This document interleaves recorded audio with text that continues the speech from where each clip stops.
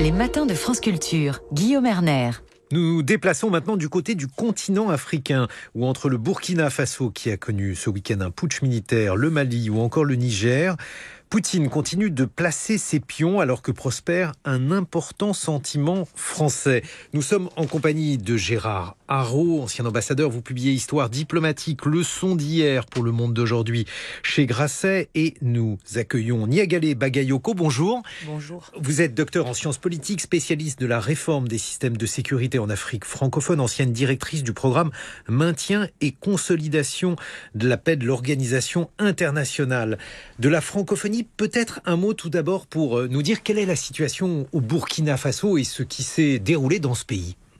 Alors la situation au Burkina Faso est extrêmement volatile. Ce qui s'est produit, c'est en réalité un deuxième coup d'État qui a succédé à celui qui s'est produit en janvier l'an dernier, de cette année, au cours duquel le président démocratiquement élu avait été renversé en raison principalement de son incapacité à faire face à l'extension, à la progression des groupes djihadistes sur le territoire du pays. De nouveau, la cause immédiate qui a justifié l'irruption nouvelle des militaires sur la scène politique, c'est encore une fois un grave incident sécuritaire au cours duquel au moins 50 personnes ont disparu suite à une nouvelle incursion. Ce qui est important de préciser, c'est que c'est un militaire de la même junte qui a renversé le militaire qui était lui-même au pouvoir.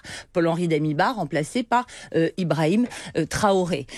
Tous ces événements se sont déroulés dans un contexte de très fort ressentiment envers la France, qui, il est important de le rappeler, n'a pas eu un déploiement comparable au Burkina Faso à celui qu'il était au Mali. Donc la force Barkhane n'a jamais eu de troupes massives déployées au sol.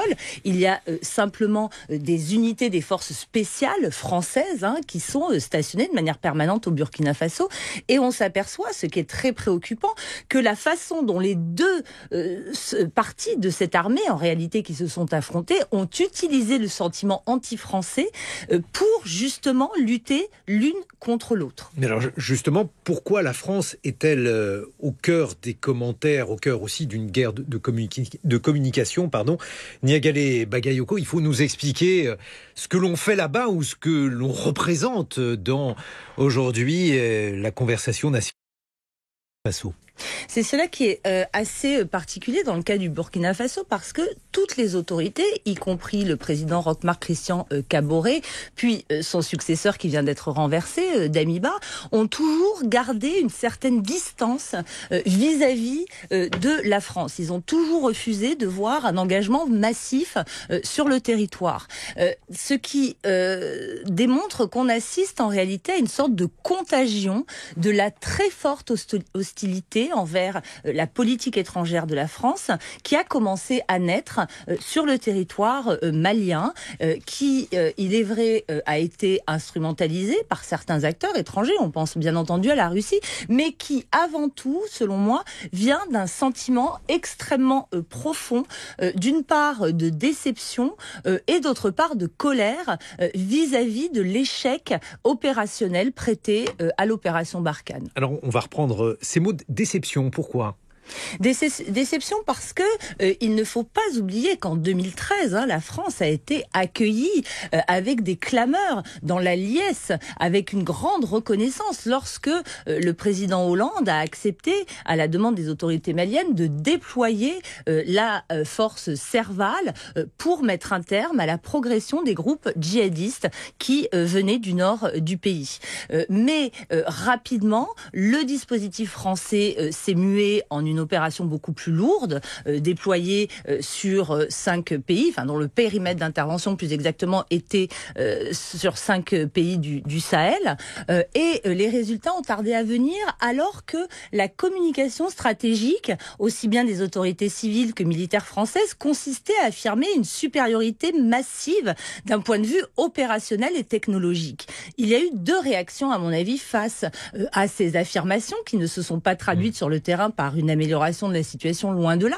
D'une part, effectivement, le scepticisme, et l'étonnement quand même, et d'autre part, ces théories du complot qui ont considéré que si la France, avec toute la puissance qu'on lui prête, n'était pas capable d'inverser la situation sur le terrain, c'est qu'elle coopérait en réalité avec les djihadistes eux-mêmes, et qu'elle coopérait pour exploiter les ressources du continent africain. Et les théories les plus fantaisistes ont commencé à fleurir, et c'est en grande partie de cela que se nourrit le sentiment qui rejette la politique africaine de la France, plus que les Français en tant que tels, je pense qu'il est important de le dire. Mais alors, Gérard Araud, on parlait tout à l'heure de réalisme. Cette intervention française au Mali, cette présence française, mais je vous laisse la qualifier et la quantifier, relève-t-elle du réalisme, relève-t-elle d'intérêts français? On évoquait par exemple les ressources du sous-sol de ces pays, ou bien, je ne sais pas, d'une grandeur qu'il est difficile de maintenir.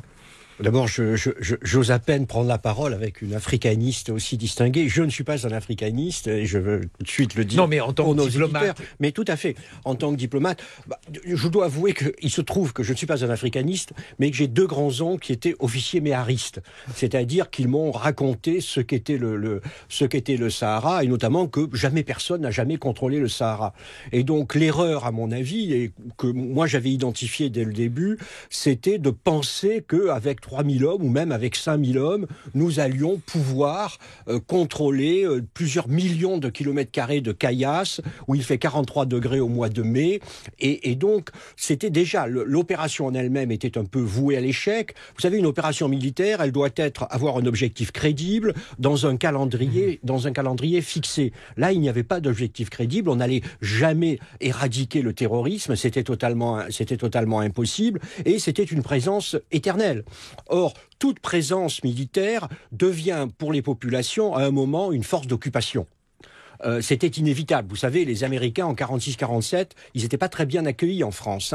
Et donc, c'était quasiment inévitable, l'évolution. Et en plus, comme vous venez de le souligner, cette opération, au lieu de contenir au moins le terrorisme, s'est accompagnée de l'extension du domaine du terrorisme. Parce que lorsque nous sommes intervenus au Mali, le Burkina Faso n'était pas du tout concerné. Et donc, paradoxalement, la présence française s'est doublée d'une extension de la menace à des pays qui jusque-là n'étaient pas concernés, comme le Niger et comme le Burkina Faso. Alors, effectivement, on a aujourd'hui une menace qui s'est largement étendue, mais Niagalé et Bagayoko, lorsqu'on parle de djihadistes, de quoi parle-t-on? Parce que là aussi, il y a de nombreux commentaires, de nombreux débats sur la nature même de ces groupes. Est-ce que vous pourriez nous éclairer à ce sujet ? Alors, merci beaucoup de poser cette question, parce que effectivement, les groupes djihadistes présentés sous le vocable globalisant de groupes armés terroristes renvoient en réalité à des groupes armés insurrectionnels qui poursuivent des objectifs très différents et surtout qui se combattent entre eux. C'est extrêmement important de le dire. Et certains qui sont notamment affiliés à Al-Qaïda ont très clairement développé un véritable programme politique en réalité, qui s'oppose à la vision d'un État unitaire, d'un État laïque, bien sûr, mais aussi à la vision promue par les États dits démocratiques en matière d'éducation, en matière des ressources au niveau local, etc. Et on s'aperçoit que cette façon dont on a présenté la lutte antiterroriste comme la nécessité d'éradiquer un ennemi qui était plus ou moins assimilé aux terroristes que l'on a pu voir le 13 novembre, par exemple, était une erreur dans son analyse. On avait en réalité affaire à un adversaire politique extrêmement habile, y compris auprès d'un certain nombre de populations, et qui s'est présenté comme leur protecteur également dans certaines zones. Il faut aussi préciser que les groupes djihadistes ne sont pas les seuls à l'origine de l'insécurité dans cette zone, qu'il y a aussi des groupes indépendantistes, notamment dans le nord du Mali, ce qui renvoie à la remarque de Gérard Araud. Et la France a été accusée aussi de collusion avec certains de ces groupes, et donc accusé d'avoir œuvré à la partition du Mali, donc sans aucun lien avec la problématique terroriste. La France est aussi alliée, notamment sur le territoire du Niger, avec certains groupes armés d'autodéfense, ce qui a aussi posé un certain nombre de problèmes. Donc on voit très bien qu'il y a en réalité de multiples causes à ce rejet que l'on constate aujourd'hui. Et le rôle de la Russie dans cette région, Niagale Bagayoko, quel est-il? Qu'est-ce que l'on peut savoir? Il y a des pays où là, on a des certitudes, d'autres peut-être où vous pouvez formuler des hypothèses. Alors le rôle de la Russie, tout d'abord, à mon avis, il est extrêmement important de mentionner que dans cette région, c'est différent pour l'Afrique centrale, j'y insiste, mais dans cette région, il n'est absolument pas nouveau. La Russie est restée, pendant les 30 ans qui ont suivi l'indépendance, donc depuis les années 60, un partenaire majeur en termes de coopération militaire notamment. Il y a chez un grand nombre d'officiers de la région une culture tactique qui s'est forgée en Russie même, avec un grand nombre de locuteurs russophones. Ce qui est aussi un moyen et une histoire qui permettent à la Russie de réactiver les réseaux, les méthodes de lutte contre le colonialisme qu'elle brandissait d'ores et déjà du temps de la guerre froide. Plus récemment, la Russie s'est effectivement rapprochée de manière très étroite des autorités militaires maliennes, sachant que les autres dirigeants avaient d'ores et déjà engagé une coopération militaire avec la Russie, avec l'État russe en tout cas. Il faut savoir également que des pays comme le Niger et même comme d'autres États de la région ont toujours la Russie comme partenaire officiel et principal en matière d'achat d'armement, parce que les armements russes sont extrêmement accessibles et adaptés à ce terrain rustique qui est celui de l'Afrique. La nouveauté, c'est l'apparition de ce nouvel acteur dont tout le monde parle, qui est cette société militaire privée. Moi, je n'aime pas du tout qu'on la qualifie de mercenaire, dans la mesure où il est très clair qu'elle agit quand même à l'appui des intérêts de Moscou, qu'elle n'agit pas de manière totalement indépendante, qui est donc cette société Wagner qui joue un rôle notamment aux côtés de l'armée malienne. Mais ce que l'on constate, c'est que ses résultats sur le terrain sont extrêmement limités. On voit très bien que les difficultés qu'elle éprouve, que les Russes éprouvent sur le front Est, on les retrouve aussi dans cette région-là.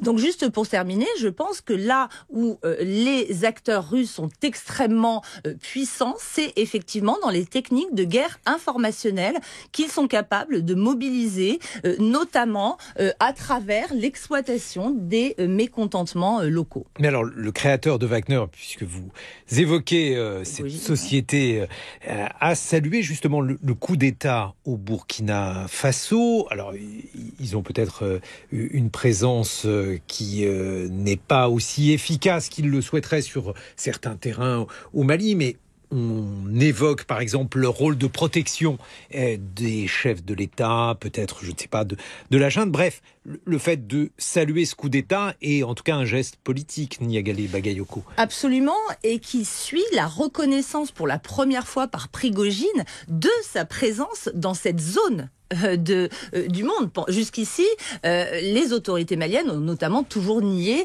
que la société Wagner était là. L'une des forces de Prigojine est d'activer justement ce discours anticolonialiste en expliquant que la présence de sa société appuie la volonté des peuples d'obtenir le droit à disposer d'eux-mêmes. Mais ce que l'on constate plus largement, c'est que certaines fractions au sein des appareils de décision de ces États sahéliens s'affrontent. Manifestement, il y avait un désaccord au sein de ce fameux MPSR, donc la junte du Burkina Faso, sur les alliances à passer ou non, d'un côté avec la France, d'un côté avec la Russie. Mais il me semble que ce sont des dynamiques qui certes jouent un rôle non négligeable, mais qui ne sont pas les premières à expliquer l'instabilité que l'on connaît aujourd'hui au Burkina Faso. N'oublions pas que le président Blaise Compaoré a été renversé en 2014 par une insurrection populaire. Gérard Araud, on a souvent glosé sur la longueur des discussions entre Emmanuel Macron et Vladimir Poutine. Est-ce que, par exemple, la question de l'Afrique de l'Ouest, la question de la présence française, de la manière dont, d'un côté, cette société, la société Wagner, et de l'autre, les forces françaises présentes au Mali, est-ce que ça, par exemple, cela a été évoqué entre les deux chefs de l'État ? Je pense que ça a pu être évoqué, mais je pense également que les Russes que Poutine a pu dire, mais ça ne me concerne pas, je ne sais pas de quoi vous parlez. C'est ça l'avantage d'utiliser une société privée. La relation interétatique, la relation que nous avons avec la Russie, c'est évidemment une relation de rivalité. Voilà, c'est à la loyale ou ce n'est pas à la loyale. De rivalité, ça veut dire que, par exemple, il n'est pas possible d'imaginer, je ne sais pas, une présence simultanée des intérêts communs convergents aujourd'hui. Donc on voit que c'est délicat dans ce contexte, dans le contexte de la guerre en Ukraine. Auparavant, quelle était la situation ? Non, mais d'abord... vous avez tout à fait raison d'insister sur le fait que le Mali avait choisi pendant des décennies une ligne pro-soviétique et c'était plutôt contre la France. Et donc j'ai toujours pensé à ces officiers qui avaient été formés par l'Union soviétique. Nous l'avons vu en République centrafricaine où le pays s'est effondré et nous avons vu arriver les Russes, mais nous les avons vu arriver avec une logique totalement prédatrice, c'est-à-dire qu'ils viennent piller les ressources naturelles. Au Mali, nous avons vu également qu'ils essayent de mettre la main sur les mines d'or sous prétexte de devoir se faire payer. Donc, il y a quand même une différence de logique entre le comportement de Wagner et le comportement de l'État français. Mais je voudrais ajouter un point parce que je pense que c'est très important pour les auditeurs. Il faut se réaliser à quel point il y a une vague anti-française qui est en train de se lever, mais dans l'ensemble du Sahel. Et je dirais qu'elle doit aller depuis le Dakar jusqu'à Djamena. Donc ce qui arrive aujourd'hui est extrêmement grave et ce que nous voyons aujourd'hui à Ouagadougou, nous pourrions le voir ailleurs. Ce qui veut dire aussi que du côté français, c'est un point d'interrogation et ça doit entraîner des décisions, une révision de notre politique. Mais alors justement, qu'est-ce que l'on peut imaginer dans ce contexte-là ? Parce qu'on voit à Niagalé Bagayoko qu'il y a de plus en plus un discours anticolonial, parce que la France est notamment perçue comme étant une puissance colonisatrice qui peut être en partie paradoxale, puisque la Russie tente aujourd'hui de coloniser l'Ukraine, mais ça n'est pas du tout perçu comme cela, semble-t-il, en tout cas par les opinions publiques africaines. Pouvez-vous nous éclairer là aussi sur ce point ? La lame de fond, effectivement, est très forte et très préoccupante, notamment parce que elle atteint. Moi, pendant très longtemps, j'ai pensé qu'on s'attaquait uniquement à la politique étrangère de la France, mais l'on voit que les médias français sont extrêmement attaqués. Il y a des campagnes de dénigrement, notamment de France 24, de RFI. Ce qui est reproché à la France et ce qui, à mon avis, nécessite un changement de posture, au moins formelle, c'est d'une part le ton très condescendant, très moralisateur, très paternaliste qui a été utilisé au cours des dernières années et surtout sa politique de 2 poids 2 mesures. Ce qui s'est produit au Tchad notamment, où la France a immédiatement validé l'accession dynastique au pouvoir du fils d'Idriss Déby, décédé de manière inattendue à la tête d'un comité militaire de transition, alors que la France luttait de manière officielle et particulièrement virulente contre la junte malienne, continue d'être très mal perçue. Et ce week-end même, il faut savoir que des négociations ont eu lieu, un dialogue national au Tchad, qui ont autorisé Mahamat Idriss Déby à rester encore 2 ans à la tête de ce comité militaire et qui plus est à se présenter aux élections dans 2 ans. Donc la façon dont on l'appelle, c'est juste une anecdote. On dit que pour la France, Mahamat Idriss Déby est un putschiste halal et que la France choisit les bons et les mauvais et qu'elle est en contradiction avec les normes et les principes qu'elle promeut. Et c'est là que des acteurs concurrents ont un boulevard dans la mesure où eux considèrent que ces principes sont totalement hypocrites et que la France et l'Occident, plus largement, les brandissent uniquement pour dissimuler leurs intérêts. que peuvent faire les diplomates s'ils ont un rôle à jouer là-dedans, Gérard Araud? J'aimerais qu'il présente au président de la République et au ministre des Affaires étrangères des options sur la révision de la politique française en Afrique. Par exemple, je ne sais pas pourquoi, mais nos amis britanniques ont un ancien empire colonial en Afrique était plus important que le nôtre. Ils n'ont pas ces problèmes. Il faut dire qu'il n'y a pas un soldat britannique en Afrique. Pourquoi avons-nous des bases militaires? Si nous avons des bases militaires en Afrique, c'est pas pour défendre l'Afrique, c'est en réalité pour des interventions militaires en Afrique. Est-ce que ces interventions militaires sont réellement nécessaires, positives? Est-ce que l'usage de la force est la bonne chose? Peut-être qu'il faut justement redonner la parole aux diplomates et peut-être qu'il faut réviser l'ensemble de notre approche de l'Afrique, où il y a ce qui demande beaucoup de réflexion. Ce n'est pas simple, et ce n'est pas simple des deux côtés, parce que évidemment, c'est pas simplement les problèmes des Français, c'est aussi les problèmes des Africains qui se plaignent des Français, mais qui demandent ensuite notre intervention lorsque le moment vient, et le moment est venu. Mais le moment est, je le répète, le moment est dangereux, et nous devons absolument prendre des décisions fortes. Niagale Bagayoko, un mot de conclusion à cet égard. Qu'est-ce que la France aujourd'hui peut faire et puis comment peut-être présenter les choses, le partage du pouvoir ou le partage des puissances entre la France, la Russie, des autres puissances différemment, notamment en Afrique de l'Ouest?